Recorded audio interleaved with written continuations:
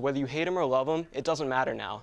All we can do is sit back, say thanks for the memories, and for being far more than just a great basketball player. Because to an entire generation of NBA fans, Kobe Bryant is basketball. As one of the first ever women being paid to play hockey in America, what would you tell maybe one of your fans or any young girls who are aspiring to maybe follow in your footsteps? One of the biggest things I would tell them is just to keep working hard, because you really don't know where life's going to take you. When I was their age, I never in a million years would have thought that a women's professional team would be available to me in the United States. The finals last year, and who do you got? You got the Cavaliers and the Warriors, where you have Draymond Green and LeBron James, two players that can guard any position. And because of that, I'm taking Ben Simmons with the first pick in the draft. He's a very, very unique player. He's 6'10", but he dribbles like a point guard, passes like a point guard. Thanks, Tyson. I'm here at the TD Bank Sports Center, where I got a chance to catch up with Quinnipiac women's hockey player Melissa Samiskevich. Let's hear a couple of her thoughts about her team's great start to the season. It was awesome. I mean, like I said, it's a team effort, and I just happened to be the one to put it in the net, but it could have been anyone.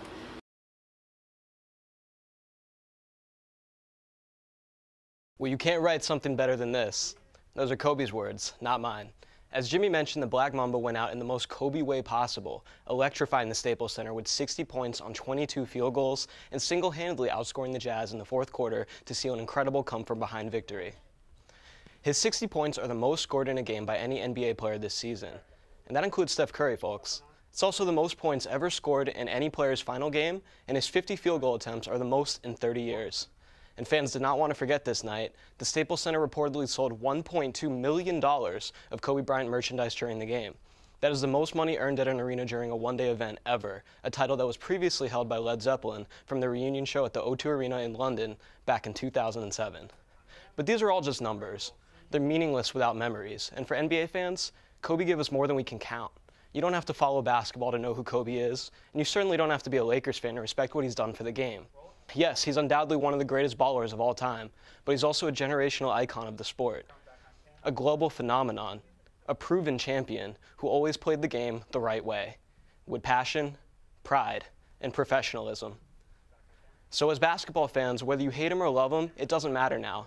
All we can do is sit back, say thanks for the memories, and for being far more than just a great basketball player. Because to an entire generation of NBA fans, Kobe Bryant is basketball.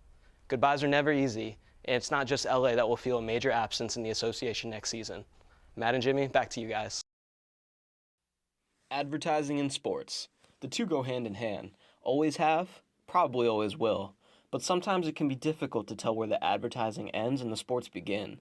On the court, this NBA season has been a truly historic one, from a record-breaking 73-win season for Steph Curry and the Golden State Warriors to Kobe Bryant's farewell performance for the ages.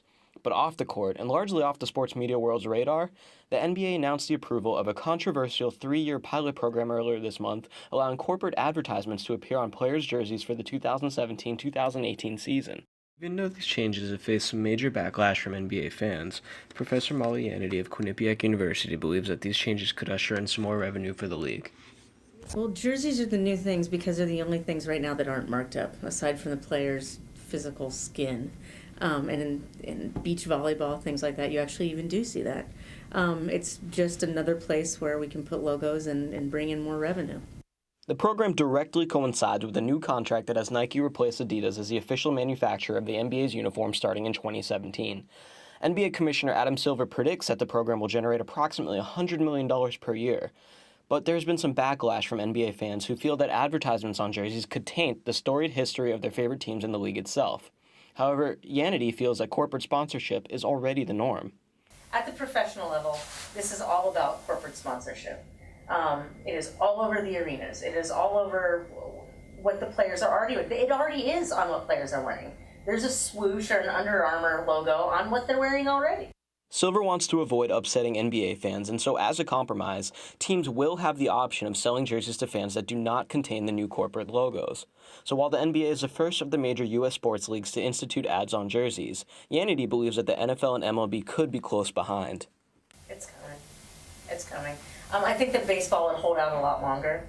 I'm not sure the NFL needs to. I mean, they already make, upwards of $12 billion a year, but there's never enough, right? Reporting for QNN News, this is Jon Jacobson.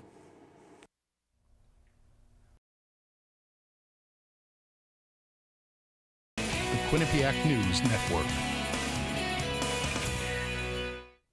Hello and welcome, ladies and gentlemen. I'm Tyson Geik, and you're watching our weekend edition of QNN Sports.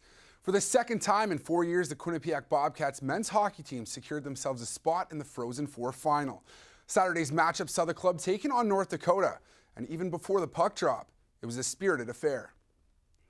We'll pick things up late in the first. North Dakota would get out to the quick 2-0 lead, but the Bobcats head to the two-man advantage and have the chance to get themselves back in the game. One-timer, score! Brother to brother makes it a 2-1 game. Bobcats with life. Junior Tim Clifton gets the team on the board, and we move to the second. North Dakota's Drake Kajula would catch fire. Potts' first less than 2 minutes into the period, and moments later, he would add another. He's going to take the sweet feed from Besser and beat Garteg, the native of Whitby, Ontario, with the dagger in the heart of Bobcat Nation. ND's Austin Poganski would put one more in for the team in green en route to the program's 8th national championship. Bobcats fall short with a tough 5-1 loss at the Amalie Arena in Tampa, Florida. North Dakota, second to only Michigan for most national championships won.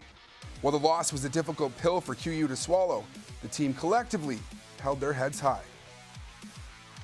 Proud of our guys and how hard they compete all year long.